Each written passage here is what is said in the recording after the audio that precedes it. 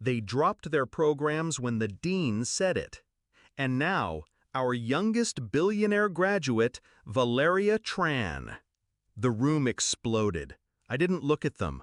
Not when the cameras panned, not when my name echoed across the auditorium, not even when the dean gestured to me. I just stood, calm, precise, exactly how I planned. 4 years ago, I was in the backseat of Dad's car when he said it like it was a joke. "No, Val, your sister needs the Tesla. You can take the bus." I was accepted into MIT that week. She'd dropped out of college for the 3rd time. "You're more low maintenance," Emily added, like I was a used phone charger. Useful, replaceable, disposable. The favoritism wasn't new. Emily cried, I fixed it. Emily failed, I covered for her. Emily lied, I took the fall. They called her fragile. They called me strong. What they meant was, you don't need us, so we'll give everything to the one who does. I believed it. I swallowed it. Until the Tesla. That's when I stopped trying to earn love and started learning how to outgrow it. MIT wasn't a campus to me, it was a forge. I studied mechanical engineering, but on the side, I studied silence, patterns, leverage. I built prototypes alone, coded at 3 a.m., pitched to anyone who'd listen. They didn't listen. So, I built better. Sophomore year, I had something. A coreless motor design, lighter, more efficient, adaptable to any wheel or rotor system. No noise, no friction, no sealing. I called it Vanta Drive. I offered to license it to 3 major EV startups. All passed. So I turned to someone hungrier, an underground investor forum with high risks and no handholding. They backed me, quietly, relentlessly. My parents thought I was just studying hard. What I was really doing was shipping parts across state lines, building test rigs in abandoned storage units, and holding live demos in front of ex-military engineers. By senior year, we weren't a student project anymore. We were a pre-IPO company with 6 government contracts pending. I hired my first employee, then my second, then a lawyer, then a media consultant.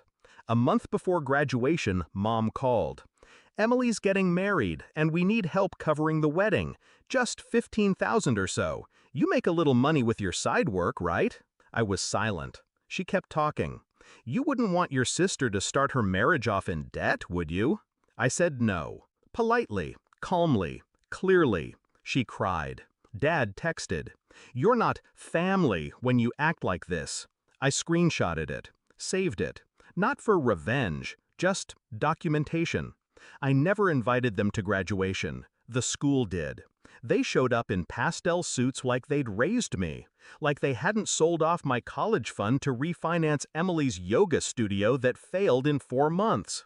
They sat front row, smiling, waiting, expecting me to walk across the stage, wave politely, and melt back into their narrative.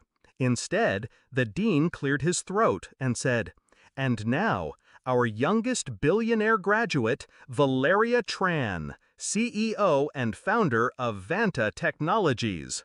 Their faces. God, I wish I could bottle that moment. Dad's jaw tensed. Mom blinked too fast. Emily looked like she swallowed a screw. And I walked past them. Not around. Past. No nod, no eye contact, not even a twitch. Later, there was a knock on my suite door. It was Dad. "Why didn't you tell us?" I stared at him. "You told me to take the bus." He shifted. "That was a joke." "You meant it?" "We're proud of you." "You didn't build me." He looked smaller than I remembered. Or maybe I just stopped shrinking to fit their story. "Can we start over?" he asked. "Sure," I said, and closed the door. I didn't block them. That would have meant they mattered.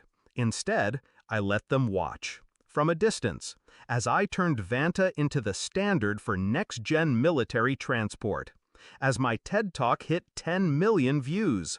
As my face lit up NASDAQ screens in Manhattan. They reached out again. This time, more polite, more careful, more hollow.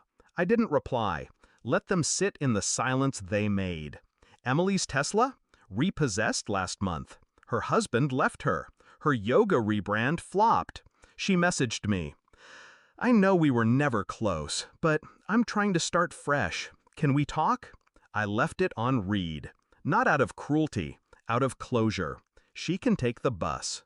People think revenge is loud, explosive, messy, but it's not. The best revenge is becoming untouchable. The kind of success they can't steal, shame, or soften.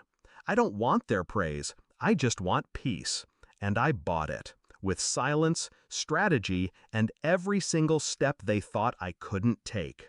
Let them drop their programs. Let them blink in disbelief. I don't need their applause. I built my own stage.